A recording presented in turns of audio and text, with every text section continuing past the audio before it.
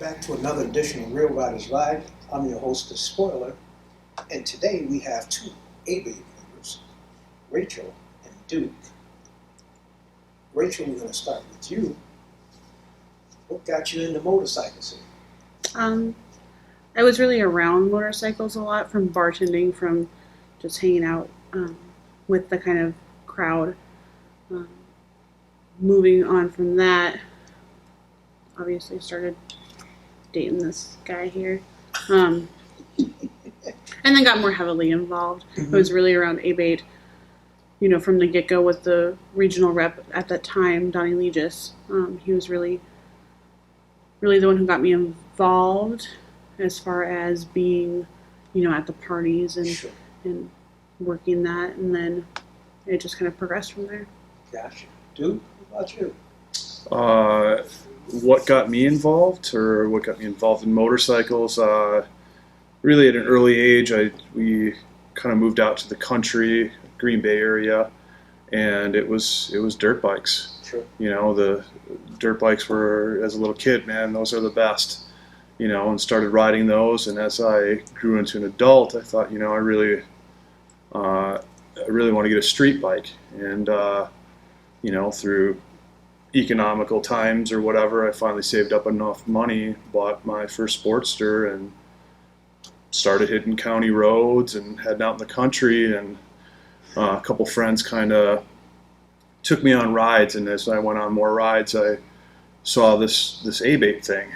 What's that? Is it a club? Is it an organization? What is it? And was around it for quite a few years and just enjoyed doing their poker runs and going to the parties and enjoying that environment of camaraderie of guys that just like riding bikes, and and women, some riding there, some riding on the back, fun people. And then I got to a point where I really started to want to know what it was about, and realized that they were on the forefront of making legislation that protected our rights on being able to ride how we wanted to. If you want to modify your bike, having the choice to wear a helmet or gear if you want to, not being forced to, that kind of thing. And as I saw that kind of progress, I wanted to be part of it, and kind of moved to the organization as just being around and helping out on various levels. And then did our officers training, became one of the officers, area rep, area rep, and then eventually legislative kicked in. And I will say, earlier in my life, I thought, the legislative process is dead. It doesn't work, and unless you're some big money corporation, you can't get anything done. Mm-hmm. And this really relit a fire for me to see the process work, to see a law that goes from infancy all the way through being passed and is actually voted into law. Okay. And having hands-on. Now, you mentioned something very interesting. As a younger person, you thought the machine was broken, correct? Mm-hmm. And would you say that's probably the view that most young people today have? I think so, and I think part of it is because they don't actually see it. Okay. When you're blind to a situation, you kind of don't have an opinion on it, and you see how things are, I guess, and maybe your views are skewed. Sure. And when you can actually see something go from start to finish and the results of that, it kind of opens your eyes up to it again, and you realize maybe it's not broken. There's just a lack of participation. Exactly. And and once you participate, you see it, and it. I tell folks all the time, I'm like, it's not broken. Right. You just need to not think the other guy's doing it for you. Okay. And be part of it. And you can, if you find like-minded people, you can make something happen. Well, and it's forming an opinion as well. I think that being a young person, you say, I don't like how things are. Okay. I don't like how things are, and I know that anything that I do is not going to make it better.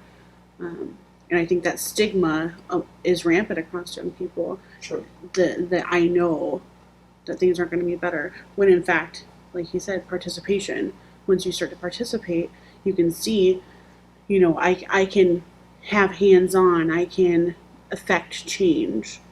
And once you have that positive outlook of I can affect change, I think that's when it kind of grabs hold of you and you run with it. And I guess the common theme that in a lot of the interviews I've been doing today, trying to capture those young folks to get them through the door, because a lot of our leadership is getting older. Mm-hmm. So to try to capture that's kind of what our fight is right now. Oh, I agree 100%.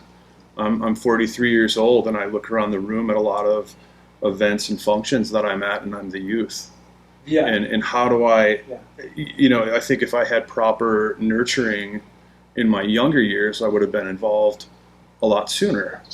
And it's just trying to bridge that gap of, this organization isn't necessarily a bunch of graybeards on Harleys. Right. We're out here. We don't care what you ride.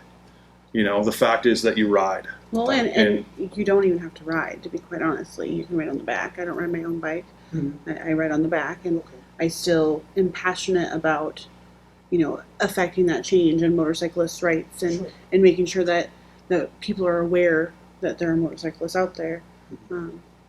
So I think it affects you. It does. It affects me completely. Someone I love rides. Somebody Right. and love probably rides. Sure. So, I mean, having that outlook and then making sure that we bridge that gap between, the 20-somethings coming up, the people who are just getting their motorcycle licenses, hopefully, and just making sure that they're, aware that they need to continue this if they want to ride free, if they want to ride, the way they want to choose the lifestyle that they want to live in.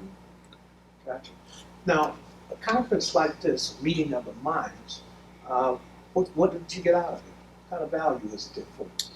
Well, like I said, I've kind of climbed up the ranks. I'm now an area rep for my region and have attended more of this stuff. I started off with going to officers training, where you learn what the ins and outs of Wisconsin, and then moved on to STEAM, which is a Midwest conference, and now coming to this, where it's a national conference, and you see what works on the West Coast, what works on the East Coast, what works in the heartland, and you have the ability to discuss techniques and ways to get your legislation passed, how to bridge those gaps with your legislators, or how to get enthusiasm from other riders and let them know, hey, you can be part of this. We're still going to do it, even if you're not. But join us, and we'll get it done faster. Gotcha. Well, and building off of that, I mean, it's a lot of work. From a regional level, moving up to statewide, moving up to federally, where MRF stands, where this whole event is based for. It's a lot of work, even just starting at that regional level, and sometimes you get burnt out. Sometimes you're like, where am I making a difference? And coming to these kind of events, these kind of conferences, you really get that passion reignited, Gotcha. the passion for change, and you see that other people who have been tirelessly working, they're there for you, and stuff that's not working, you can bounce that off of people. You have the chance to network, and like you said, you get ideas. You get to just work with those other people and see what they're doing, and bring that back to your people. The other people who are working tirelessly, who don't get to come to this conference. You bring it back to them. You give them that information, and it reignites their passion as well. And you see the celebrations of victories in other states. Sure. And that's really exciting to see. Maybe a state that struggled for years trying to get a right-of-way violation, a bill passed where somebody would be killed or injured, and it's a $35 fine. And now they have right-of-way violations that are enhanced, and education is required, and and it doesn't just affect motorcyclists; it affects anybody, a pedestrian, a bicyclist. That's something that really excited me, is some of the legislation that we've done here in Wisconsin affects more than just motorcyclists. Mm-hmm. It affects everybody on a roadway. Sure. So, I mean, that's, to me is a great victory. We're not just doing it for ourselves, we're doing it for everybody. It's for the greater good. Gotcha. greater good. Gotcha. Okay. Anything you want to impart to leave with the YouTube family here? Get interested, get informed, get involved. Get Yeah, involved. that's something I had a social study teacher in high school who said that, and at the time it didn't ring a bell, and you know I've been out of high school well over 25 years, and it sticks. You know, it's if you don't know what's out there and get the information, how do you get involved and get interested and be part of it? You know, I Right. mean, you if anything, stop thinking about the problems and look at the solutions. Sure. And the only way to get the solution is to get involved. Yep. Exactly. That's it. And you're not alone. You're not the only one out there that has those issues, and you just have to surround yourself. I'm going to quote Buck Kittredge, who was a champion for a lot of years. He said, "You know, I'm building a circle, and I want you to be part of the circle." Gotcha. Gotcha. Makes sense. Well, we're going to wrap this one up. That's another edition of Real Riders Ride. I'm your host, The Spoiler, and I will see you on the road. Thank you, folks. Thank you.